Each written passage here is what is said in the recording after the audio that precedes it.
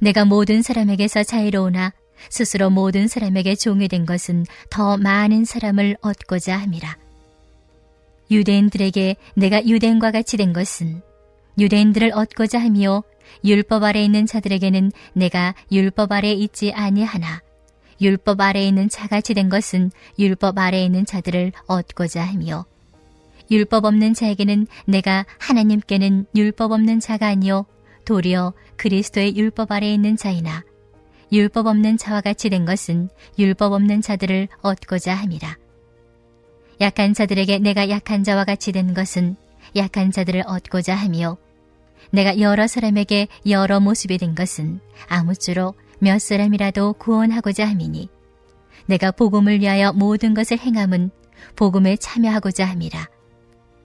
운동장에서 다름질하는 자들이 다 달릴지라도 오직 상을 받는 사람은 한 사람인 줄을 너희가 알지 못하느냐. 너희도 상을 받도록 이와 같이 다름질하라. 이기기를 다투는 자마다 모든 일에 절제하나니 그들은 썩을 승리자의 관을 얻고자 하되 우리는 썩지 아니할 것을 얻고자 하노라.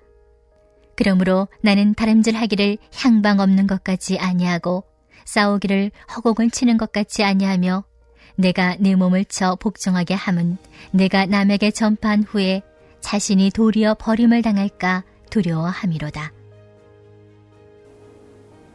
할렐루야. 오늘도 말씀으로 하루를 여시는 우리 성도님들의 삶이 복음으로 충만하셔서 복음의 은혜를 흘려보내시는 축복의 삶 되시기를 간절히 소망합니다. 여러분, 우리 성도들은 복음을 받아 누리는 사람들입니다. 죄사함의 은혜를 받았고 하나님의 자녀가 되는 은혜와 그 권세를 받았습니다. 그래서 우리는 자유함을 누리며 살아갈 수 있게 된 것입니다. 그런데 오늘 본문은 그런 우리를 향해서 이렇게 질문합니다. 그렇다면 그 복음은 흘러가고 있습니까? 내 마음 안에 감동으로만, 내 신앙의 확신으로만 머물러 있습니까? 아니면 내 삶을 통해서 누군가에 흘러가 닿고 있습니까? 이렇게 계속해서 질문합니다. 오늘 본문 19절에서 바울은 이렇게 말합니다. 내가 모든 사람에게서 자유로우나 스스로 모든 사람에게 종이 된 것은 더 많은 사람을 얻고자 함이라. 그렇습니다. 바울은 자유로운 사람이었습니다. 사람의 평가에 매이지 않을 정도의 지위를 가지고 있었던 사람이었습니다. 또한 자기 권리를 충분히 주장할 수 있었던 사람이 바로 바울이었습니다. 그러나 바울은 그 자유를 자기 자신을 위해 쓰지 않았습니다. 오히려 그 자유를 복음을 위해 썼습니다. 심지어 복음을 위해 스스로 종이 되었습니다. 복음의 종이 되는 삶을 선택했던 것이 바로 바울이었던 것입니다. 여러분, 이러한 바울의 삶은 오늘날 우리에게 복음이 전해지는 기반이 되었습니다. 이것이 복음의 은혜요 놀라운 신비입니다. 내가 복음에 묶이게 되면 누군가는 그 복음으로 풀려나게 된다는 이 놀라운 사실을 기억할 수 있기를 바랍니다. 내가 복음에 묶이게 되면 세상의 다른 어떤 것들로부터 매이지 않는 참 자유를 누리게 된다는 또 그런 은혜의 비결 또한 기억할 수 있기를 원합니다. 여러분, 그래서 우리는 스스로 복음에 매이는 걸 두려워하지 않기를 원합니다. 우리 주님께서도 복음에 매이셨지만 그 삶이 온 세상을 살리는 빛이 되었던 것을 기억할 수 있기를 원합니다. 매였지만 빛이 되는 삶, 이게 바로 우리 주님께서 오늘 말씀을 통해서 우리에게 걸어가라 하시는 그 말씀의 삶인 것입니다. 세상에는 우리를 묶고 매이게 하는 많은 것들이 있습니다. 돈, 권력, 자녀, 부모, 질병, 외로움, 괴로움, 내 만족과 욕망, 너무나도 많습니다. 그러나 성도들에게는 이것들로부터 자유할 수 있는 비결이 있습니다. 그것이 무엇입니까? 오히려 주님께 매이는 것, 복음에 매이는 것, 주님과 복음에 붙들리는 것이 그 비결인 것입니다. 우리가 너무나도 연약해서 어쩔 수 없이 어딘가에 매이게 된다라면 오히려 복음에 매이는 그런 안전하고 복된 삶을 살아갈 수 있기를 원합니다. 여러분, 이것이 우리 주님께서 우리에게 선사하여 주신 은혜인 것입니다. 여러분, 세상에는 피할 수 없으면 즐겨라는 말이 있습니다. 이 말을 성경적으로 한번 바꿔보면 이렇게 표현될 것입니다. 피할 수 없으면 복음을 전하는 기회로 삼아라. 좀 더 직설적으로 표현하자면 피할 수 없으면 복음이라도 전해라. 피할 수 없으면 복음을 붙들어라. 이렇게 말할 수 있습니다. 여러분, 지금 우리의 삶이 너무나도 답답하고 어쩔 수 없이 억지로 살아가야 하는 그런 상황과 순간들에 처해 있다고 생각하십니까? 그렇다면 오히려 그 시간을 복음으로 세우고 복음을 전하는 기회로 삼으시길 바랍니다. 그것이 훨씬 더 복되고 은혜의 삶이자 평안의 삶인 줄 기억하시길 바랍니다. 여러분, 그래서 오늘 본문에서 바울은 율법 아래 있는 사람 앞에서는 율법 아래 있는 사람처럼 되었다라고 말합니다. 반대로 율법 없는 사람에게 율법이 없는 사람처럼, 그리고 약한 사람에게는 약한 사람처럼 되었다고 말합니다. 바울이 이렇게 살 수 있는 비결은 무엇이었겠습니까? 바울이 중심이 없어서 사람에게 맞춰 산 것이 결코 아닙니다. 적당히 타협한 것도 아니지요. 오히려 너무나도 분명한 그 중심에 복음이 있었기 때문에, 복음을 위해 그렇게 살아가는 사람이었기 때문에 가능했던 것입니다. 바울은 복음이 그 사람에게 닿을 수 있다면 자기 방식, 자기 권리, 자기 편안함을 기꺼이 내려놓았다라는 것입니다. 그렇습니다. 여러분, 우리가 붙잡아야 할 사실은 이 방식은 바울이 만들어낸 방식이 아니라 사실 주님께서 먼저 그렇게 하셨던 방식이었고, 바울은 그 길을 따라갔다라는 것을 또 기억하길 원합니다. 우리 주님께서 그럼 우리에게 어떻게 하셨습니까? 하나님과도 같으신 그 독생자 우리 주 예수 그리스도께서 높은 하늘 보좌에만 머물러 계시지 않고 우리에게 친히 오셨습니다.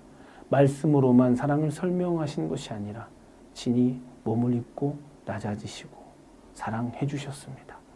십자가에서 자기 생명을 내어주심으로 우리에게 복음이 닿게 하셨던 것입니다. 여러분, 바로 이것이 복음의 원리입니다. 복음은 주님으로부터 흘러왔고 그 흘러온 복음이 우리를 살렸다는 것입니다. 그렇다면 우리 성도들은 어떻게 살아가야겠습니까? 마찬가지입니다. 우리도 복음을 흘려보내야 하는 것입니다. 복음이 나에게서 멈추지 않고 내 삶을 통과하여 다른 사람에게 닿도록 살아가야 하는 것입니다. 이것이야말로 복음의 원리를 따라 살아가는 삶입니다. 바울은 본문 23절에서 이렇게 계속해서 말합니다. 내가 복음을 위하여 모든 것을 행함은 복음에 참여하고자 함이라. 그렇습니다.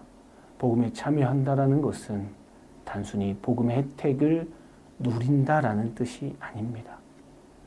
복음이 나를 통과하여 다른 사람에게 흘러가게 한다라는 의미입니다.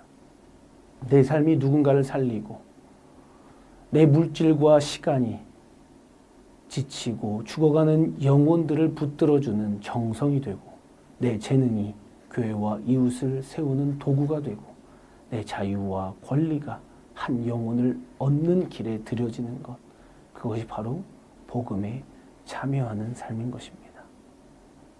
여러분, 기억할 수 있길 원합니다. 복음은 받는 은혜에서 멈추지 않아야 하는 것입니다.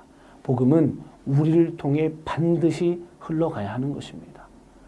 그래서 오늘 바울은 오늘 말씀을 통해서 바로 이러한 삶을 우리에게 살아가라고 요청하고 있는 것입니다. 나아가 오늘 본문 24절 이하에서 바울은 다름질에 관하여 말합니다. 이 갑자기 다름질에 대해서 말한 이유가 무엇이겠습니까? 목표를 분명히 하라는 것입니다.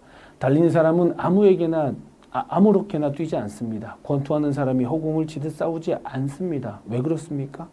분명한 목표가 있기 때문에 그렇습니다. 마찬가지로 바울에게도 분명한 목표가 있었습니다. 그 목표는 자기 성공이 아니었습니다. 자기 이름을 남기는 것도 아니었습니다. 그 목표는 오직 복음이 한 사람에게라도 더 흘러가는 것, 바로 그것이었습니다. 그래서 바울은 27절에서 이렇게 말하지요. 내가 내 몸을 쳐 복종하게 함은 내가 남에게 전파한 후에 자신이 도리어 버림당할까 두려워함이로다. 바울이 이렇게 말한 이유는 무엇입니까? 바울이 구원으로부터 버림받을까 봐 불안에 떨었다라는 의미가 아닙니다. 복음을 전한다고 하면서도 정작 자기 자신은 복음에서 벗어나 있는 삶을 살게 될까 경계했다라는 뜻입니다.